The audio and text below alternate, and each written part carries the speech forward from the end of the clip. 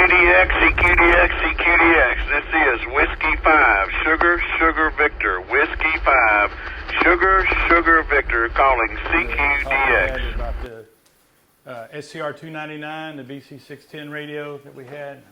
I was pleased to do that, and they asked me if I could talk again about some of the vintage technology. That's what we're going to talk about here. This is not necessarily communications radio, but it is radio related, and the advances in technology that happened during wartime. The first thing I'm going to discuss is about a mine detector that they came up with during the war. It's absolutely amazing, the stuff that can go from idea to something built to use is pretty amazing. This is the ANPRS-1. A lot of people are familiar with the, I think it's the SCR 625, the mine detector that's got a flat head on the bottom. It's used to detect ferrous materials in the ground. The Germans came up with a mine that was made out of wood and glass, so it wouldn't be picked up by one of those mine detectors. So they decided that, we're going to have to figure out a way to pick that up. And the idea was that if you're transmitting a radio signal down into the soil, there's a difference between the dielectric constant, kind of like in your coax, your velocity factor, between dirt and not dirt. And so they came up with an idea, said, well, we'll just make a little transmitter that transmits into the ground, and as you pass over something that is not dirt, it's kind of like acts like a grid dip meter. You got a meter on here that measures the grid current, and you can see the deflection in it when you move it over. You can actually find tree roots with one of these things. And it also went to a oscillator, a reactance controlled oscillator and amplifier, so that you could listen to a change in pitch on there. One of the things that made it possible was during the late 30s, they're trying to get the upper frequency range to work on vacuum tubes, and the capacitance between the interelectrode components and the pins and everything was so high that was limiting. So they came up with a tube where the pins came out the side, and that greatly reduced the capacitance. It's referred to as an acorn tube. And this is one inside of a socket. You can pass that around if you want. And that's what's inside this head right here. There's a presentation.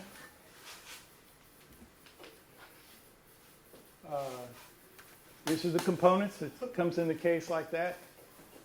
This is the amplifier and audio oscillator, carrying case, the headset. It's powerful enough to drive a little speaker, and then the handles. These handles, I would probably need about 10 of them to hold that thing far enough away. But that was the field deployable setup. And this is it put together, and that's it in operation. These are all right out of the TM, the manual. And that's where you wore the amplifier on your back with your leggings. And they give you several replacement reflectors, and because they know you're 19, 20-year-old kid, you're going to be breaking those things off. And they even made these little fiber covers to kind of keep you from breaking too many of them. That's the schematic inside the head. That's the acorn tube. This is the strip line resonant circuit, and this is the pickup. They don't touch, but they're close inside. And you could actually turn that black knob or the cover on that thing, and it'll slide up and down there, and you could adjust the frequency for soil conditions. There's the acorn tube right there. That's with the cover off of it. And there's the pickup and the dipoles. That's the inside of the amplifier case. You had, of course, tubes. You had a 6-volt battery, but those are 1.5-volt tubes. So it was those tubes and the Acorn tube were in series parallel. And then you had 3 45-volt batteries for 130 volts, 135 volts, B plus. There's the amplifier schematic. Amplifier and the variable oscillator. It's all really pretty simple stuff. But to think they had to come up with this, breadboard it, test it, and then go into manufacture. And I think this was available about the middle of the war. So pretty amazing. And it always cracks me up at any of those technical manuals for the stuff out in the field.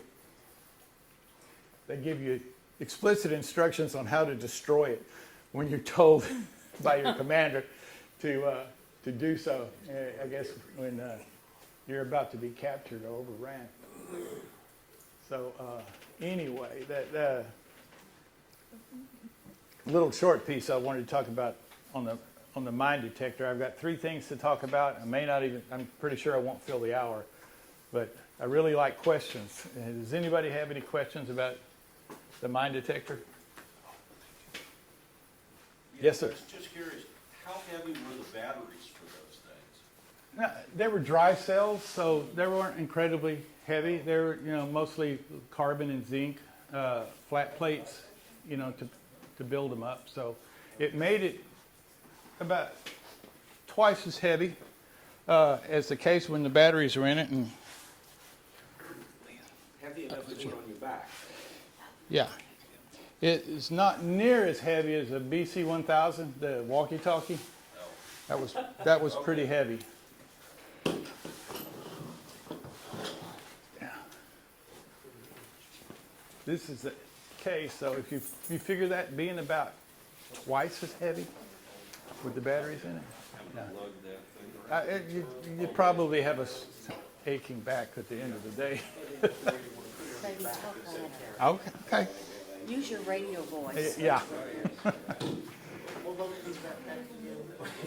It had a 6-volt battery and I think 3 45-volt batteries in series to operate it. But anyway, this is a, yes, sir. I imagine the false positive rate was probably pretty high. Did they have certain techniques and things to, kind of get around that? I don't know. See, I've never seen a training film on one of these. I've just got the book and read the book on the operation. I think the guy would be suspicious of something, and then they called the guy up there with the knife to come down and start sticking the knife in the ground and see if they could find something. Leah and I were in Normandy in 2019, and we ran into some French guys that made reproduction mines. These mines. He took it all apart. He showed me how it was made. It was ingenious.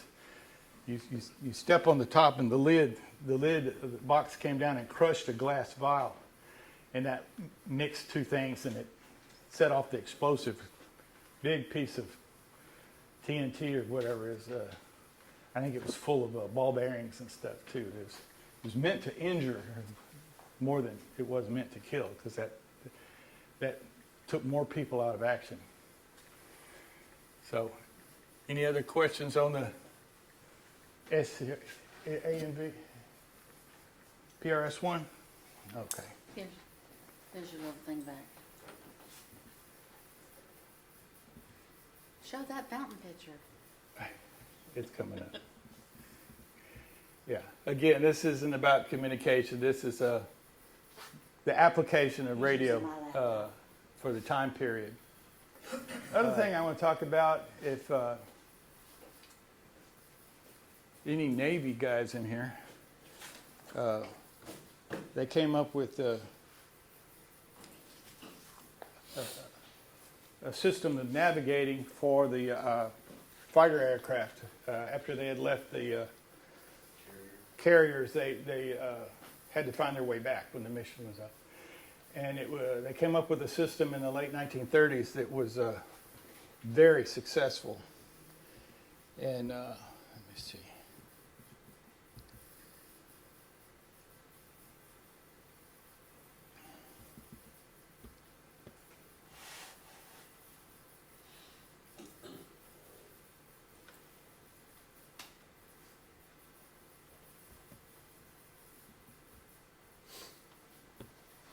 see that okay.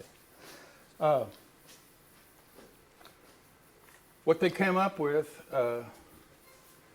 these were the aircraft carriers that we had in service at the start of the war. And of course, everybody understands Pearl Harbor and the fact that no carriers were in port. They were all out to sea. It made a dramatic difference in our chances at the beginning of the onset of the war. It kind of pushed us away from battleships and into air combat. And then the idea was getting back to your ship. The Pacific Ocean is pretty big. Somebody just published a satellite photo of the Pacific Ocean, and you can't hardly see any land at all. It's just around the perimeter on there. So it looks like a water planet. So it is very easy to get lost. I believe the Japanese, all they had was a compass heading to get back. Your problem with setting up a radio homing system is, of course, they could use it too and find out where your carriers are and come sink you. So they had to think of something that was reliable, yet not going to give you away. You could use dead reckoning like any pilot, and you kind of know where you're supposed to go, and if you plot it on a map, you might find them there. Maybe not. You've only got so much fuel to get back. One of the ways is if you had a medium frequency or a low frequency beacon on the ship, then you could use a loop antenna on the aircraft. It's kind of either look like this or look like the football with the loop inside of it, the radome. And you could either have a figure 8 pattern or a cardioid pattern, depending on whether you had a sense antenna that you could switch. Most fighter aircraft didn't have the loop antenna on them. They kind of got in the way, and it became too busy for the single cockpit airplanes for them to try and operate.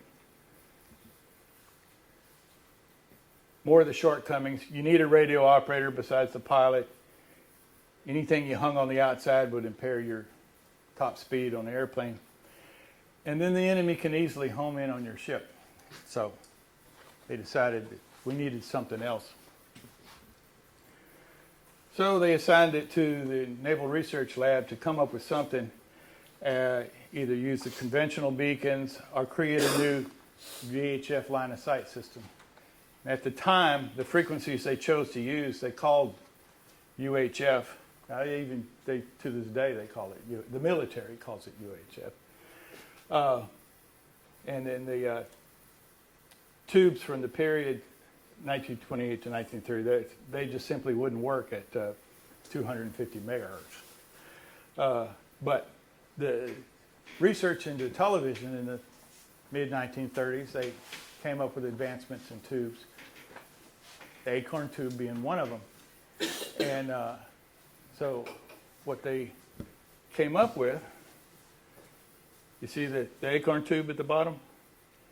And that it was a television transmitting tube at the top. They tested this idea. They call that the hay rake antenna. It's a Yagi with a parabolic set of reflectors. And this was the antenna that they mounted at the very top mast of the carrier.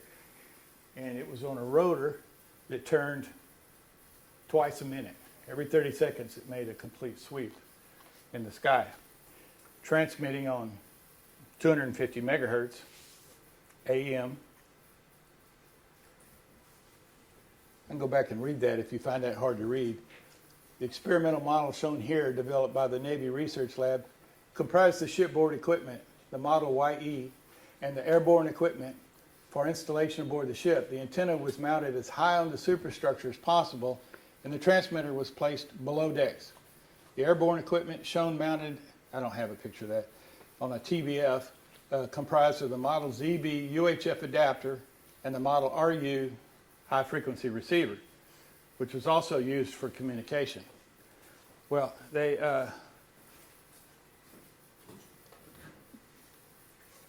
this is the ZB UHF adapter, and it's got a string of those acorn tubes in it. It didn't have to be fancy.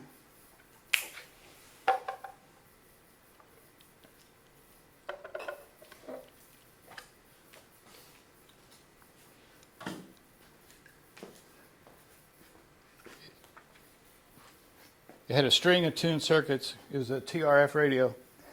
And you turned this knob right here to adjust for frequency, and it had a pin. This pin is missing on this thing. But if you can see, as you rotate that, it slid these inductors in and out of the coils. So it was inductively tuned. No capacitors to get nasty. And this took the frequency that you... these are channel numbers. You got some that have channel numbers. You have some that actually have the discrete frequency on there. And it demodulated that. It was a very broadband output. And the trick was what they modulated it with. They tried this out on the USS Saratoga. And then Admiral King was delighted with the way it worked, and he sent a letter to the Navy saying, go into production. YE being the equipment on board the aircraft carrier, ZB being the equipment on the airplane. The Air Corps later adopted it, and actually that's the receiver that the Air Corps would use. And they actually put some in the fixed air bases, land bases. It's same process, same equipment. The carrier used a rotating directional antenna, made 2 sweeps per minute at Morse code letters that were transmitted in 30-degree segments during each sweep. They had a cardboard card that they would hand out.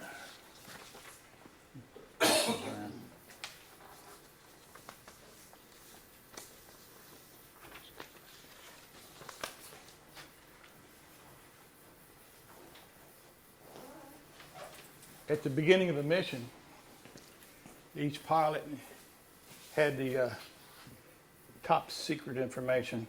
Talk louder. Okay. And as the antenna would rotate, it would transmit these Morse code letters.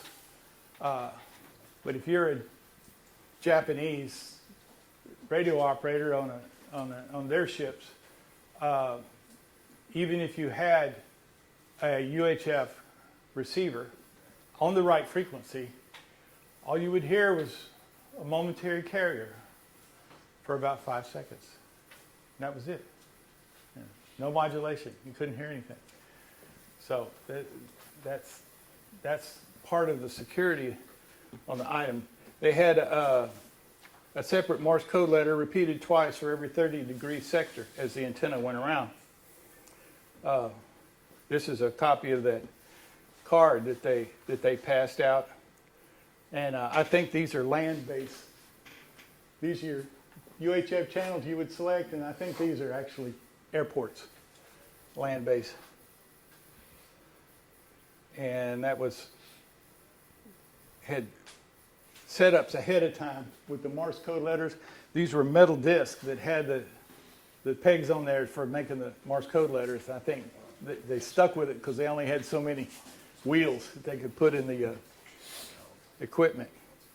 Okay, yeah, that's the frequency range, 234 to 258. Modulation frequency was in the AM broadcast band, 540 to 830. Modulated with CW, not MCW, but CW itself. You required a BFO. And what it is you came out of that receiver, the demodulated port, and you went into the AM broadcast receiver and tuned in another frequency. See, that's 2 levels of encryption, if you want to call it. You had to know both frequencies. and then you copy the Morse code.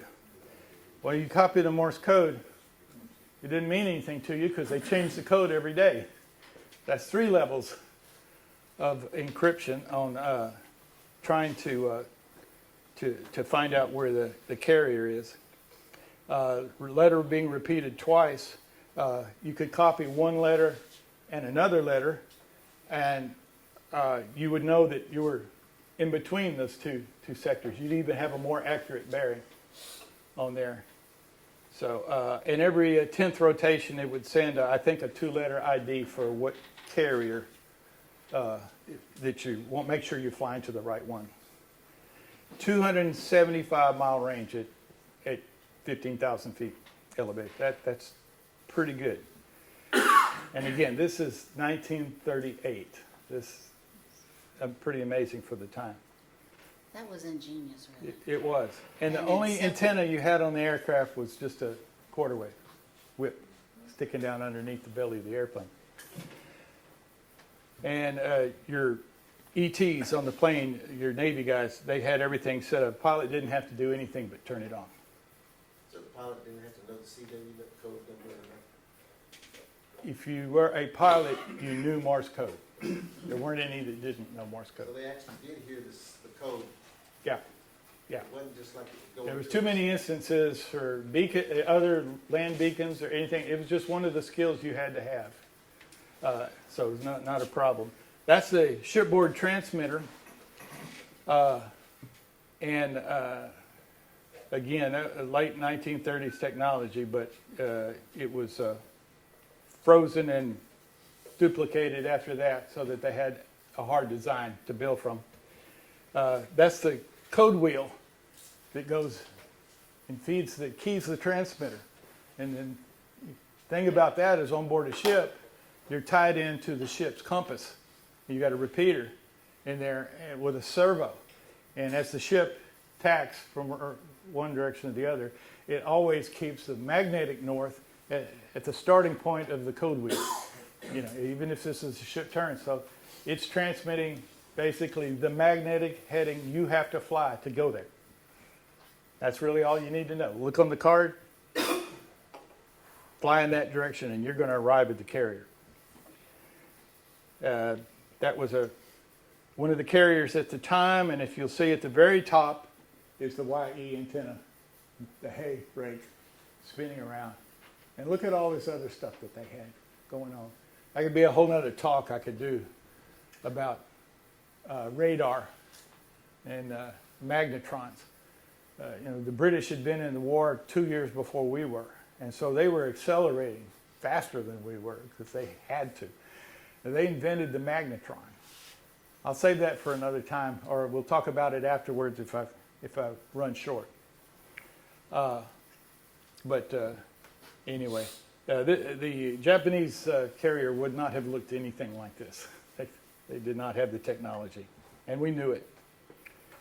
How did it work? Operated on the range of 250 megahertz with line of sight, which meant that's at 15,000 feet.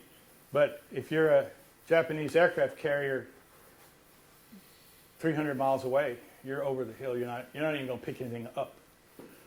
It used the dual modulation, double detection. Any VHF direction finding was extremely limited.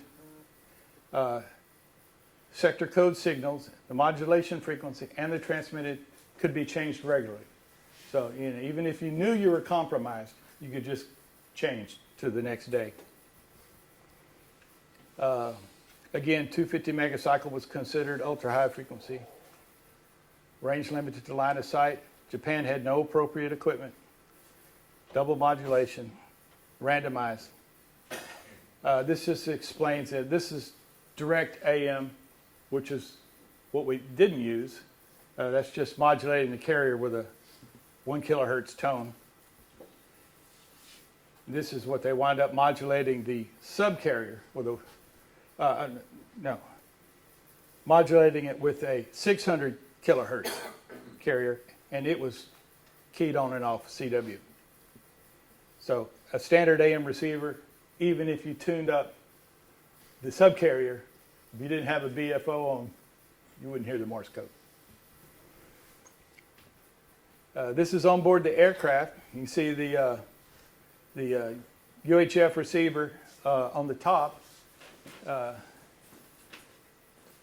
Anybody that's ever heard or familiar with what they call the command sets, the ARC-5s, or any of the radios that were used on both the Navy and the Air Corps equipment, this was the footprint of an ARC-5 receiver.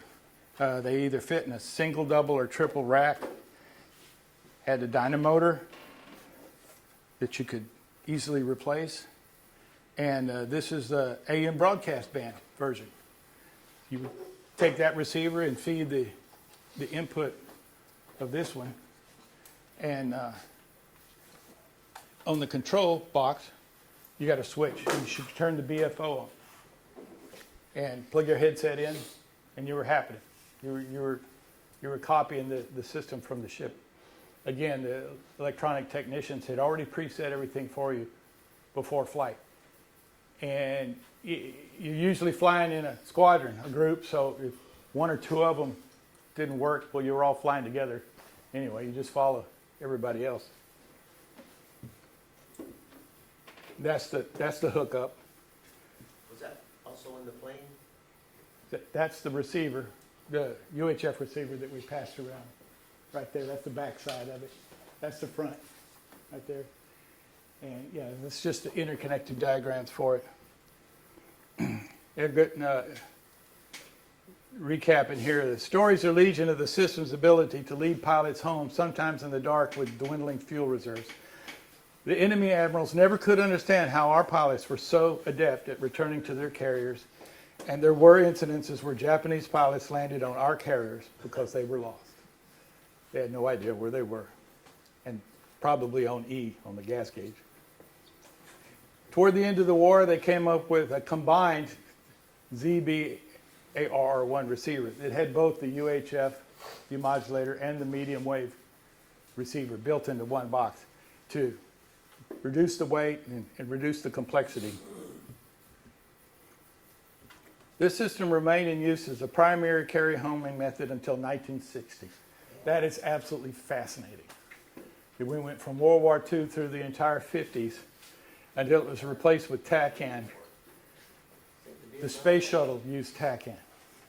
So, absolutely amazing. I wanted to use that in Vietnam on the earlier jet equipment. And again, suffice to say that many of our pilots in the Pacific Theater and other areas lives were saved because of this technology.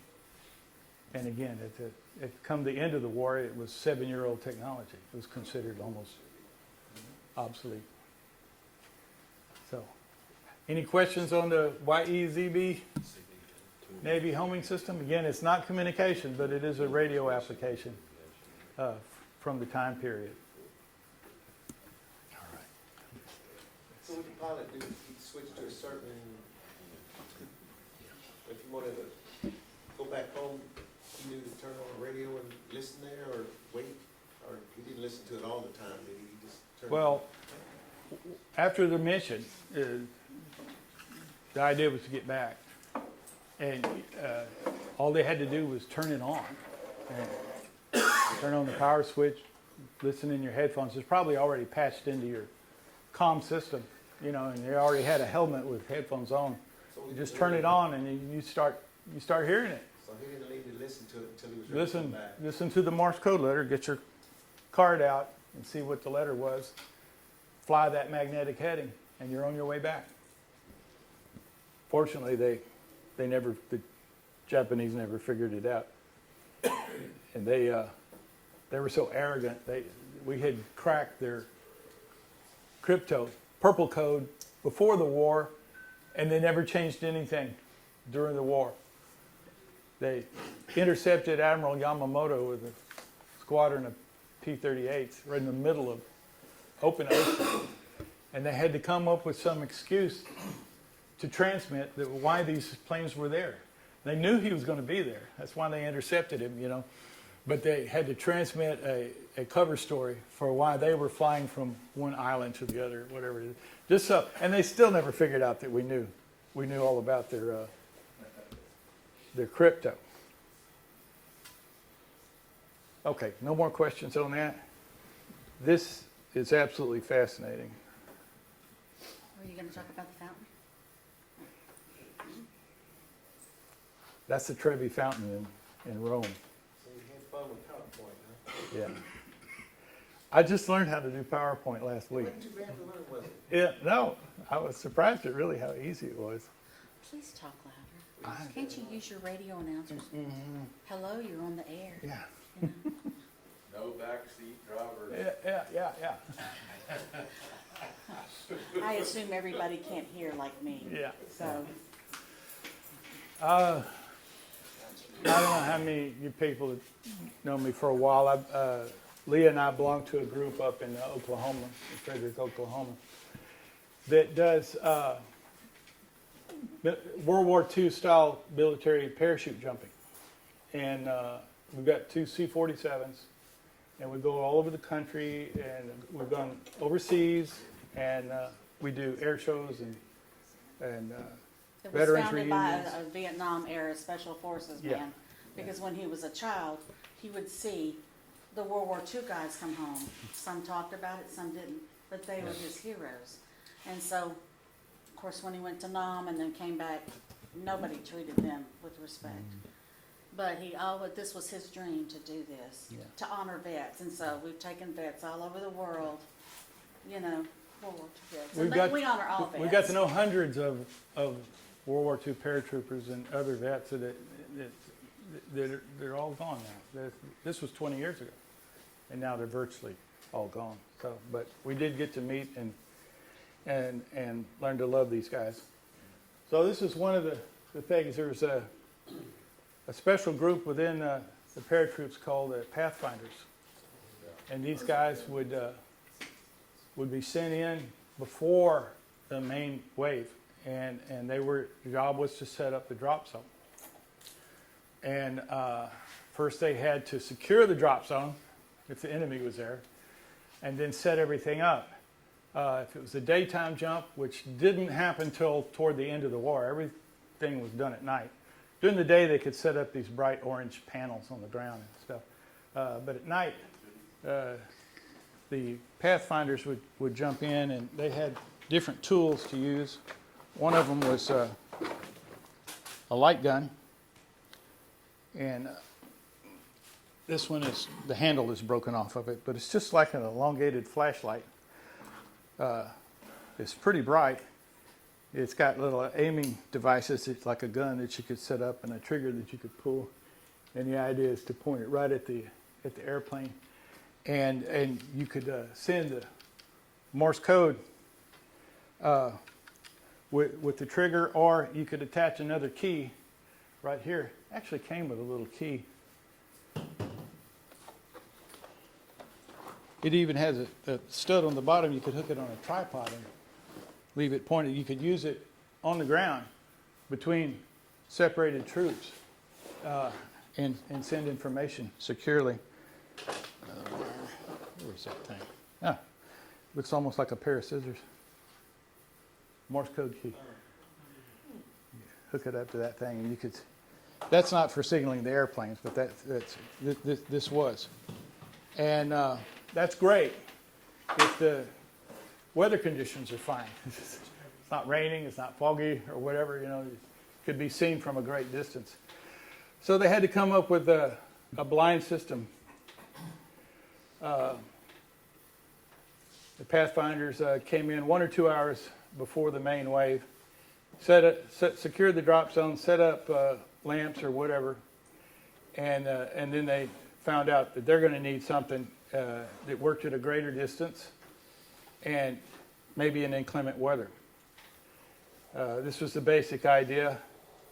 They'd set up a transmitter on the ground, and then the aircraft had to have the equipment to fly toward that. There's a cartoon of the paratrooper setting up the Eureka beacon. The terms, code words, this was invented by the British also. They had it first. Eureka being the Greek word, I have found it. Rebecca from the Bible calling her children, So Basically, it was a transponder. The aircraft transmitted on a UHF frequency. And the little box, the beacon, the AN, PPN1, and this is one right here, would receive on that frequency. You had a channel selector that you would set on that receive frequency and a transmit frequency that you would set. And the circuitry was real simple. It was a super regen receiver. You had to be at least 2 clicks away or they'd oscillate. It said, so anyway, this was all set up ahead of time. Like the Navy navigation system, every mission setting was secret and unique to that one mission. There's a setup of the deployment.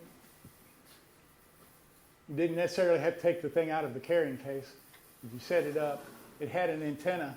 It worked like those tent stakes that have a wire in the spring inside that you just sort of throw it out and it just snaps together with a ground plane at the top. Basically RG58 coax that went into the box.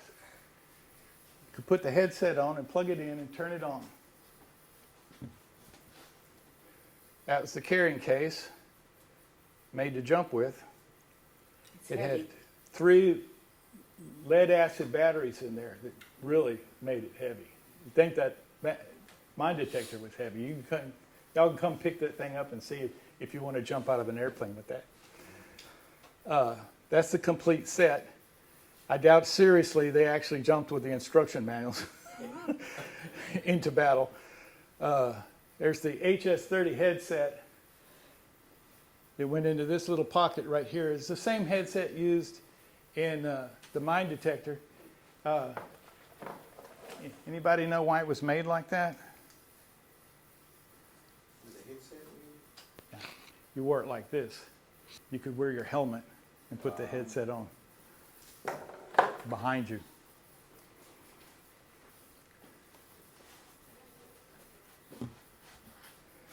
And really simple ground plane. The radials just folded up and you dropped it down, stabbed it in the ground.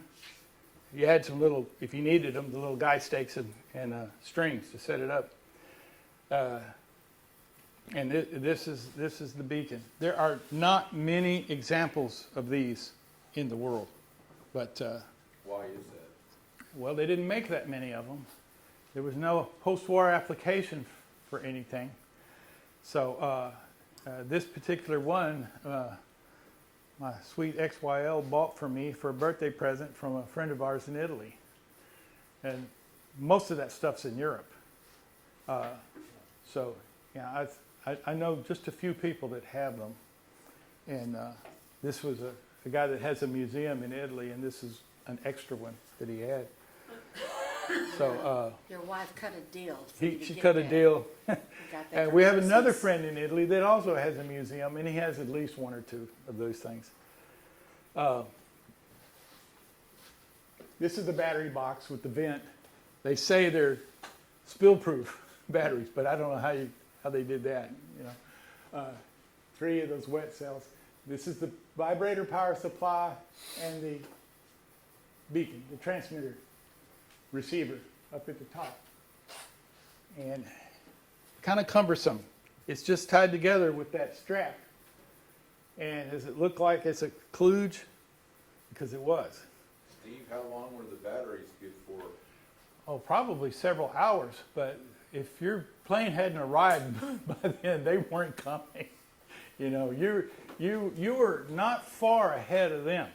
And it was probably, it could be 50 airplanes coming. And you jumped out of one, hopefully surprising the enemy when you got there. Again, that's the front of it. You've got a headphone jack with a little toilet seat cover on it. You had a test switch. Once you turned the power supply on and operated that test switch, you heard a rushing sound. It's a super regen receiver.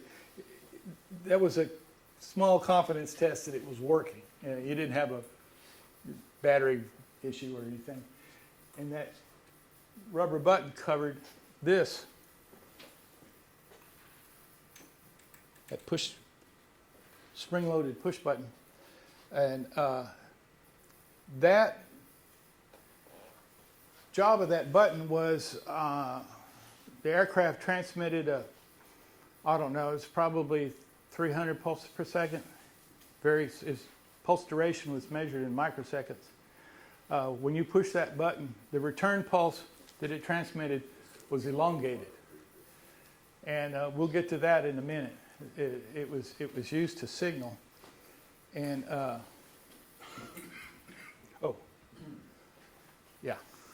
important. Kind of like the destruction on the mine detectors.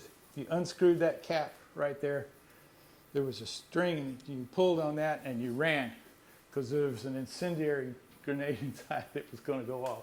And it basically just melted all the inside of the components in case you were about to be captured. Didn't want them to get a hold of that. That's the circuit layout. And again, no manufacturing marks, no key to whoever made this thing. If I had to venture a guess, by the way it was manufactured, using the type components and everything, especially those like this, those little white capacitors, I would say it was either Motorola or Bendix. And the coax connector that they used was called a Bendix connector, so I lean toward them as the manufacturer source. But that was also top secret. They never revealed who the manufacturer was. On the left is the transmit antenna on the belly of the C-47. And on the right is the Rebecca receive antenna. There were two of these with a driven element and an adjustable director. One on the left or port side of the cockpit and one on the starboard side. Vertical polarization, just like the ground plane. And the idea was these were strategically located so that the beam pattern just slightly overlapped each other and was shaded by the nose of the aircraft. So if you were not flying directly toward the aircraft, it would favor one or the other. And you get a stronger signal on that side and maybe very weak signal on the other. That's where it was mounted on the aircraft.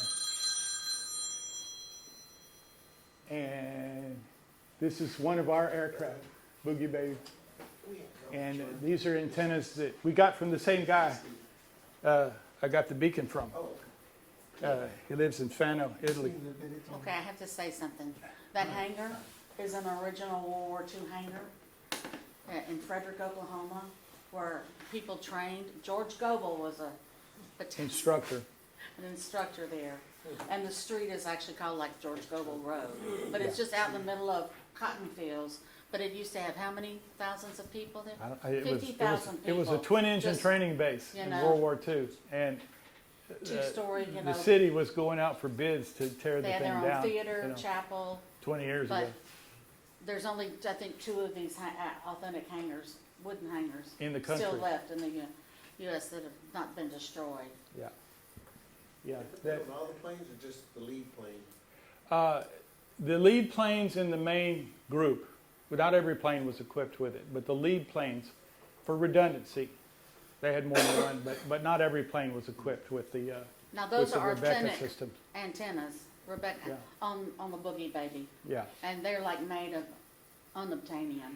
Yeah, this particular plastic insulator is made by GE, and they're not to be found anywhere. So I had the antenna parts, but I didn't have the insulator. So I turned one on a lathe, a wood lathe. That's made of wood. And I think I turned out pretty good on my reproduction. 2-piece? Yeah. The other one had 2 plastic parts that screwed together. On the left is the British indicator of their Rebecca system. Again, they invented it, we improved it, and made a lot more of them. The indicator on the right, you could probably read that pretty well. You got antenna right, antenna left, and then the receiver antenna, and a video input and a sync input. Inside the indicator was not just an oscilloscope, but was a relay that switched between these two ports rapidly, left and right antenna. It was a motor that ran a cam, and it switched rapidly between the left and the right antenna. And then it fed that back to the receiver. I'll show you that in a minute. It demodulated it, what they call video. It's just the amplitude of the receive signal. Fed it back into the scope, and was displayed in left and right on the horizontal plates on there. The same motor relay actuated where the video went, left plate, right plate on the scope. So when you were receiving from the left antenna, you got deflection toward the left, right antenna on the right. That's the transceiver. And what it did was it had the sync circuit. It transmitted the pulses to the Eureka beacon. It received the pulses after they had been switched back and forth, took the video back to the scope to be displayed. By the navigator was this gain box. He could plug a headset in, and he could hear the received signal from the beacon. That's a confidence level. They're there. They got it set up, and you can hear it. This was a two-position switch. You normally would have it on, flip it up, it stays up, transmit continuously. If you start hearing it, the paratrooper, the pathfinder, could be pushing that button right there. And what it did is elongated the pulse. This is what he would see.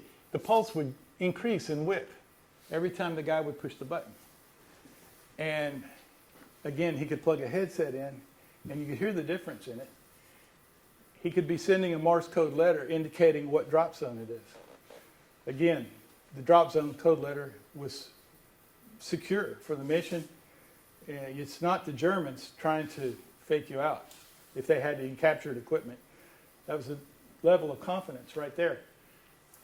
He could flip the switch down, kill the transmitter, and then his spring return where it says key, he could send a R or whatever indicating, I hear you. And the trooper on the ground would hear it and he said, you're actually communicating between the two guys. So two different levels of confidence right there. Well, the idea was this is what you wanted to see. If you had an elongated pip on one side or the other, the navigator would tell the pilot the correction in degrees till he got equal lengths, and then you're flying straight toward it. Depending on your range setting, he's either 25 miles away or he's 5 miles away. When this reached the bottom, it was a sawtooth driving the vertical, and this was the start of the transmit pulse. This was the round trip delay to the beacon and back. When it reached the bottom, down here 0, you were over the drop zone. It could be socked in with fog. You don't see anything, but you're there. Wow. And this is the interconnect diagram between the scope, the transceiver, the left and right antennas, and the transmit antenna. You had 24 volts DC to power it, and 120 volts, 400 hertz AC that also drove some of the circuits. That was another big dynamotor looking thing elsewhere. This is kind of personal group. Everybody's heard of the Battle of the Bulge. And no paratroopers jumped into Bastogne. Oh, you found it. Yeah. The brick picture. Yeah. They 101st Airborne got completely surrounded in the city of Bastogne, Belgium, and were cut off and began to run out of ammunition and everything that they needed, and they desperately needed to be resupplied. Well, they actually flew in some pathfinders. These groups were made out of a demo team that were sent in with the beacons. They landed in a cemetery on the edge of town, and the Germans were shooting at them, and they low-crawled out of the cemetery and got to the middle of the town and set up. They found this brick pile with all the trees and everything. They wanted the best range they could get, so they climbed up on top of the brick pile, and you could see the guy's got the case with the PPN-1 and his mast with the antenna on it. He's got it set up and working. And These were his buddies right there. That guy up on the top is Jack Agnew, and I think this guy right here, he's holding a Tommy gun, is Jake McNeese. And that's Jack on the left and Jake on the right. And we went with them in Bastogne in 2004. And I can get a picture of him. that was a house that they hid in the basement from when the Carried the camera with him. Germans were trying to overrun the town. So They were these bad guys, dudes. you know, if you, Jake wrote a book and they based the movie The Dirty Dozen on it. Yeah. However, yeah, they Hollywood sized it, yeah, and they weren't rapists or murderers. Yeah. What they were was like, they requisitioned a Jeep and go to town when they didn't, when they were supposed to. they did a go lot of When things. with their group. That's the kind of stuff they did, Everything, yeah. just stuff like But that. these were the kind of guys that you wanted on your side. Yes, on there. except I think Jake got knocked down from sergeant back to private a bunch Yeah. of different times because he mouthed off, Yeah. But Yeah. I mean, Yeah, he was from Ponca City, Oklahoma, and he Yes. didn't take any crap off of anybody. no, and they were fantastic. Yeah. He wrote a book, and That's then he'd come to all of our events, to talk to the children and educate them, Yeah. and sell it, autograph his book. And his wife Martha would make chocolate chip cookies and hand out to people. She was like Tiffany, she was sweet. Okay, Yeah. I'm sorry. Well, we're about on our timeline here, actually. There's another photo actually taken in the field during Operation Varsity, the last airborne operation in Europe. And the guy's operating a PPN-1. Near the end of the war, they came up with the PPN-2, which integrated everything into one box. They finally, they had to get it in the field so fast. That's why it looked like a hot mess when they sent it out in a carrying case. This was one device that you could. It had the batteries, the power supply, radio, all integrated into one nice box. It even had a hole in the middle of it that you could set the mast in, and you didn't even. You could set it over concrete. So they came up with that. There is no recorded instance of them ever using this beacon. They came out with it, but right at the end of the war, never saw any use. And that's the end of that. Any questions? Well, I thank you all for coming. That's our World War technology.